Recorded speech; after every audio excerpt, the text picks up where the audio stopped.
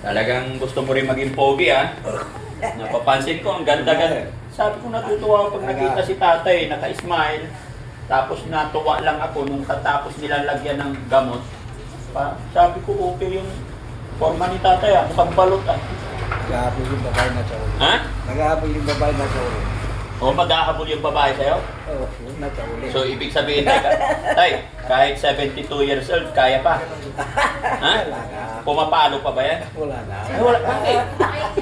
Huwag mo aminin. Ay! Alam mo, tay, kalabaw lang natanda. Oo. Ganun. Bakit, tay? Ganun ba yun? Oo. Bakit, tay? Sa umaga, hindi na ba yan nauna gumigising sa'yo? Sa pagkamiwag. Ayun. Ha? Sa umaga, nagising pa. Nagising. Nagising. Sino nauna gumising? Ikaw o siya? Siya. Ah, siya. Hindi, kasi, tay, alam mo, tay, tayong mga lalaki, ipinapanganak tayo, may kambal. Oo. Naniniwala ba kayo, guys? Tama. Ipinanganak tayo na may kambal. May kambal. Opo. Paggising sa umaga, nauunang gumigising lagi yung kambal natin. Oo. Eh, pero pagka... Gigisingin ka lang. Ha? Bakit ka ginigising? Ha? Uwi ka eh. Ay, oo. Tignan mo. So, ang tanong tayo, sino naunang gumigising sa inyo? Ikaw o siya? Siya. Ah, siya. Oh. So, ibig sabihin, kaya pa. Ay, kaya. Oo, malakas pa. Malakas pa yun. Oo, kasi kung dumating yung time na yung kabal natin is nauhuli na siya sa paggising, doon ako maniniwala na hindi na kaya. Pero kung yung kabal mo yung nauna pa gumising sa'yo, eh talagang gigisingin kaya. So, ibig sabihin, malakas pa, di ba? Malakas pa. Kaya, enjoy life, no? Ha? Oo. Anong mensahe mo doon sa nililigawan mo? Mapanood nyo to. O, di ba? Meron? O, anong mensahe mo? Mapapanood nyo to. Wala ito nililigawan. Wala ka nililigawan. Akala ko meron. Pero kung may makikita ka, manliligaw ka pa. Ay, wala na. Wala na talaga. Ay! Loko to si tatay, no?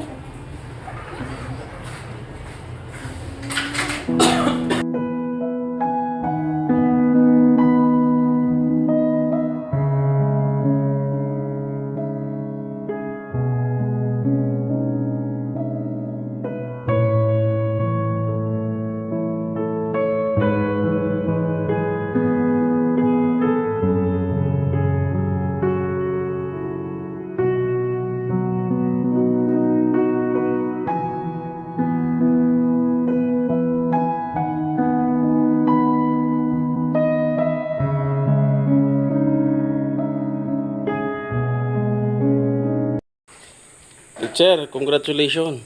May Salamat bagong po. motor ka. Opo, may bagong motor, bigay pa ni Daddy Frankie sa akin. Ano ang feeling na may bagong motor? Sobrang saya ko at feeling blessed po kasi meron po akong bagong motor na gagamitin. So advantage na to sa'yo na may motor ka dahil sa layo ng bahay nyo dun sa highway. Opo, advantage ko kasi malayo po kami sa kalsada. Nilalakad pa po namin ng ilang minuto yung papuntang kalsada at naghihintay po kami ng sasakyan ng napakatagal. Kaya malaking tulong po itong motor sa amin para meron na po kami service.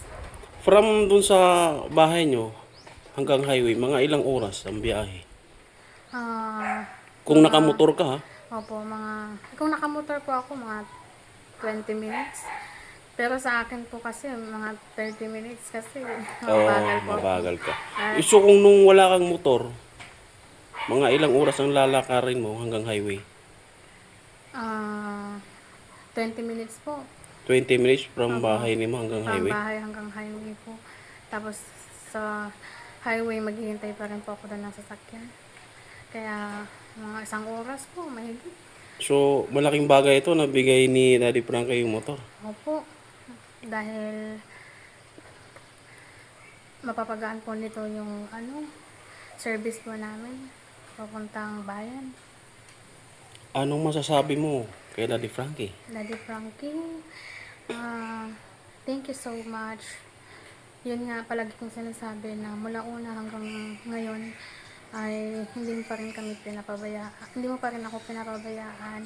Patuloy ka pa rin sa pagtulong sa akin. At maraming salamat. God bless you. May motor ka na. Oo, may masasabi ang mga chika babe sa akin. Wow, may bagong motor ka na. Oo. Idadaan ko din doon sa kanila para lalaking pag-usapan. Pero ano, alam mo, after nung makauwi ka, dapat i-publish mo ito.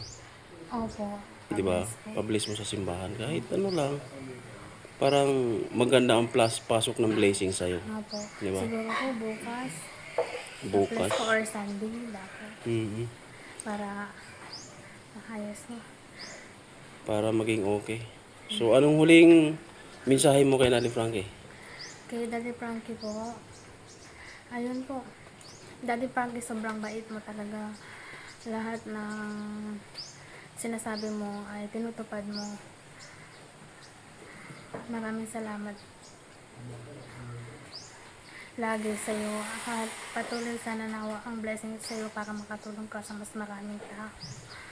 Ayun po, good health, be happy, and thank you so much.